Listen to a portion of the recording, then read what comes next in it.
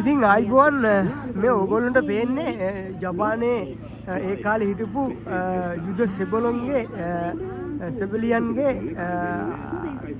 ආදර්ශයෙන් අරගෙන එන්න මේ අඳුම් සම්බන්ධව මේ කතා මේගොල්ලෝ මේ බලන්න ඒ කාලේ පාවිච්චි කරපු විදිහ තමයි මේ තාමත් මේ ඇඳගෙන ඉන්නේ මේ සපත්තු වුණත් සපත්තු නැහැ ඒ කාලේ ඒ පාවිච්චි කරපු විදිහ තමයි ඔය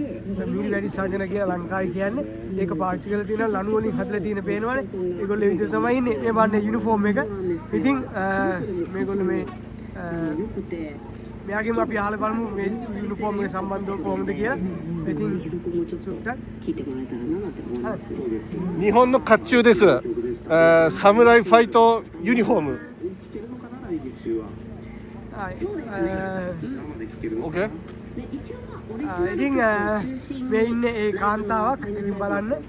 මේගොල්ලෝ නම් ඉතින් වයස් එක අය ඒ වුණාට ඒ කාලේ ලස්සන කෙල්ල ෆයිට් කරන්න එන්න ඇති නේද ඒක තමයි ඉතින් මේ ඉන්නේ තවත් මේ සෙබලෙක් තමයි මේ ඉන්නේ එයාගේ මේ මං හිතන්නේ මේගොල්ලෝ මේ සංඥාවක් තමයි හොරගයි ඒකේ සංඥාවක් තමයි ඒගොල්ලෝ කරේ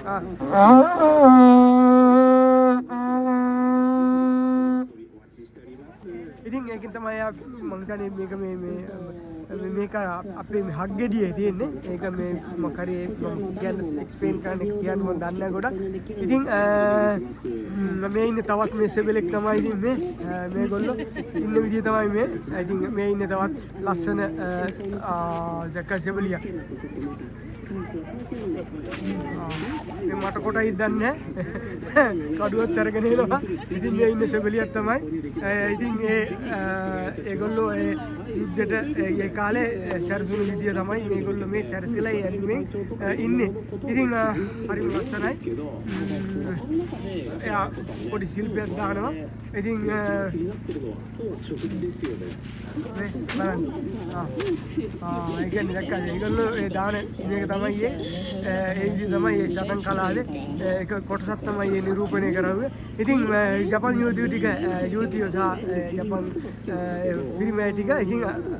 අඩුව දාගත්ත ඇතුළට හොඳ වෙලාවට මහත් බය හිටියේ මේ වීඩියෝ ගන්න අතරේ මටත් ගාලා දැයි දන්නේ කියලා මේ ඉතින් මේ බොහොම ලස්සනයි අත්‍තරම අගේ කරන්න ඕනේ ලස්සන ඒ කාලේ මේගොල්ලෝ මේ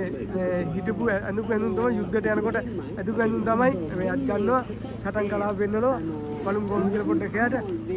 සෙම්බු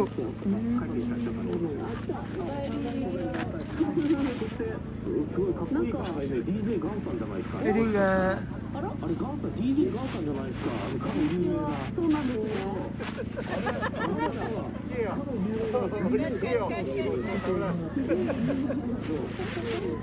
දැක්කනේ සටන් කලාවෙදින් ඇවිල්ලා ඒක තමයි ඉතින් සිස්ටම් එක